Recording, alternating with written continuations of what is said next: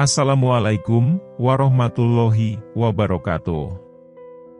Saudaraku yang dirahmati Allah, kita semua tahu, Islam adalah agama yang sempurna. Karena dalam agama Islam tidak hanya mengatur hubungan manusia dengan penciptanya saja, akan tetapi juga mengatur urusan manusia dan keluarga. Salah satunya adalah adab dan tata krama hubungan suami istri berdasar perspektif Islam.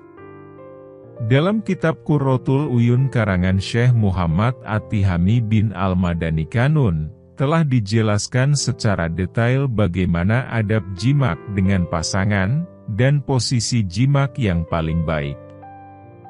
Bahkan, Syekh Abu Bakar Al-Waroqi pernah berkata, "Setiap syahwat dapat membuat hati menjadi keras, kecuali syahwat untuk bersenggama dengan istri.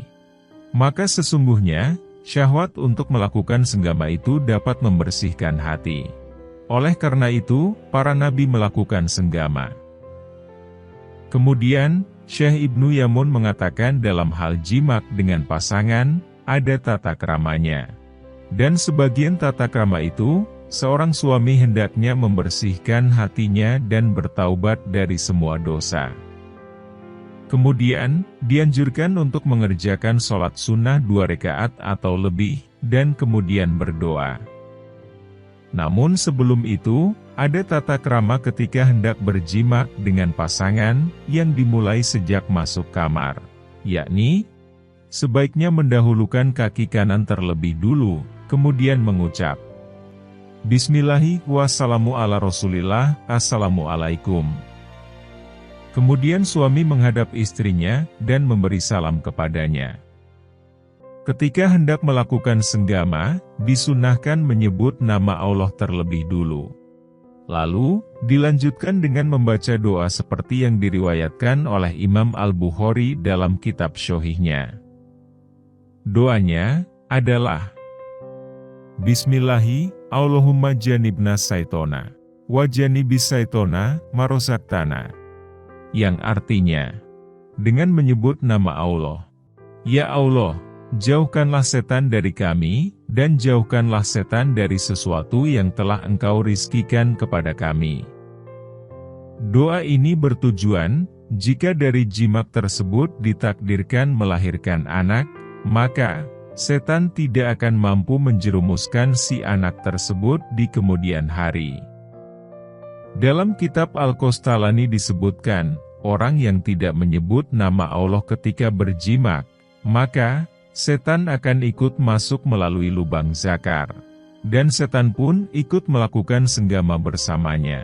Nauzubillahi min zalik. Di sisi lain, apabila seorang istri hendak didatangi suaminya, maka disunnahkan menghias diri dan memakai wangi-wangian. Dan suami hendaknya tidak menjimak istrinya ketika masih dalam keadaan berpakaian. Seorang suami hendaknya melepas semua pakaian istrinya terlebih dulu, kemudian berjimak dalam satu selimut.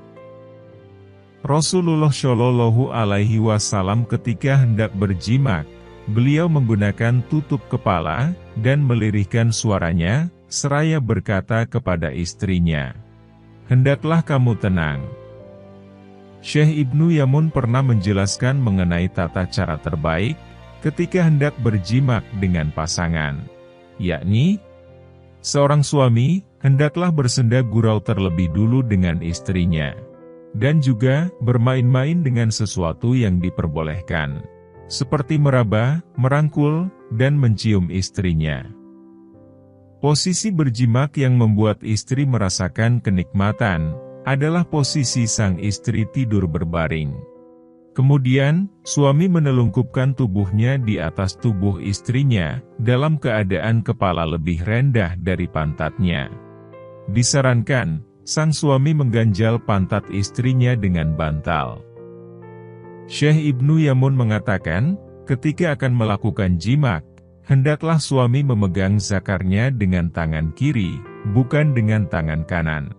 Kemudian, mengusap-usapkan kepala zakar di atas bibir farji. Setelah itu, zakarnya dimasukkan ke dalam farji. Dan janganlah ia mencabut zakarnya sebelum ejakulasi. Ketika akan merasakan ejakulasi, hendaklah suami memasukkan tangannya ke bawah pinggul sang istri.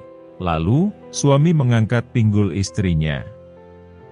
Jika hal tersebut dilakukan, maka sesungguhnya, suami istri akan merasakan kenikmatan yang tidak bisa digambarkan. Bagi seorang suami ketika hendak keluar air mani, dianjurkan membaca firman Allah dengan suara lirih, yakni, Alhamdulillahilladzi khalaqo minal mai basyaron, fajalahu nasaban wasihron, wa kana rabbuka qadir. Artinya, segala puji bagi Allah yang telah menjadikan dari air mani manusia. Maka dia menjadikan manusia itu beranak pinak, dan adalah Tuhanmu itu Maha Kuasa. Ibnu Yamun juga menjelaskan, apabila seorang suami lebih dahulu keluar mani dari istrinya, maka dianjurkan untuk tidak mencabut zakarnya sampai istri keluar air maninya. Karena hal tersebut merupakan salah satu sunnah dalam berjimak. Dalam suatu hadis disebutkan, buatlah mereka para istri ridho. Maka sesungguhnya, keridoan mereka berada di farji-farji mereka. Begitu juga dalam hadis lain disebutkan, syahwat itu ada 10 bagian. 9 bagian untuk wanita, dan 1 bagian untuk pria. Hanya saja, Allah Ta'ala telah menutupi kaum wanita dengan sifat malu. Menurut Ibnu Yamun, tanda-tanda istri sudah keluar air maninya, bisa diketahui dari beberapa ciri. Di antaranya adalah, keningnya berkeringat, dan dekapan kepada suaminya bertambah kuat. Sebagian tanda-tanda lain, adalah lemas persendian, malu memandang suaminya, dan terkadang bisa membuat ia gemetar. Lalu, apakah ada waktu terbaik yang dianjurkan untuk berjima? Dalam Quran Surat Al-Baqarah ayat 223, Allah Subhanahu wa Ta'ala sudah berfirman, yang artinya, istri-istrimu adalah seperti tanah tempat kamu bercocok tanam. Maka, datangilah tanah tempat bercocok tanammu itu, sebagaimana saja kamu kehendaki. Dari penggalan ayat tersebut bisa disimpulkan, seorang suami istri diperbolehkan melakukan jimak di setiap waktu. Akan tetapi, Ibnu Yamun menjelaskan, ada waktu utama yang paling disunnahkan untuk melakukan jimak, yakni malam Jumat. Kenapa demikian? Karena malam Jumat adalah malam paling utama dalam Islam. Nabi Shallallahu Alaihi Wasallam pernah bersabda, yang artinya, semoga Allah memberi rahmat kepada orang yang ia menyebabkan orang lain mandi wajib, dan ia pun mandi wajib. Lantas, apakah ada waktu larangan untuk berjima? Dalam syariat Islam dijelaskan, ada beberapa keadaan yang sangat dilarang untuk berjimak, yakni, saat istri sedang haid, sedang nifas, serta sempitnya waktu sholat fardu. Syekh Penasham pernah menjelaskan, ada waktu yang lebih baik dihindari untuk berjimak di malam-malam berikut, yakni, yang pertama, adalah malam Idul Adha. Karena ada keterangan yang mengatakan, sesungguhnya jimak di malam itu, dapat menyebabkan anak terlahir dalam keadaan membawa sifat kejam. Kemudian yang kedua, adalah malam akhir dari setiap bulan. Sebab ada hadis Nabi yang menjelaskan bahwa, janganlah berjimak di awal dan pertengahan setiap bulan.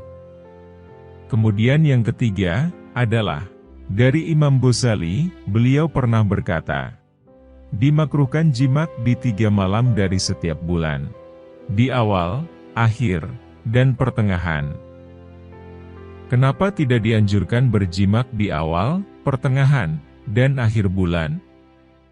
Menurut beberapa sumber, bahwa setan menghadiri orang yang berjimak di malam-malam tersebut. Wallahu a'lam. Lantas, Apakah ada posisi jimak yang disunahkan atau dilarang?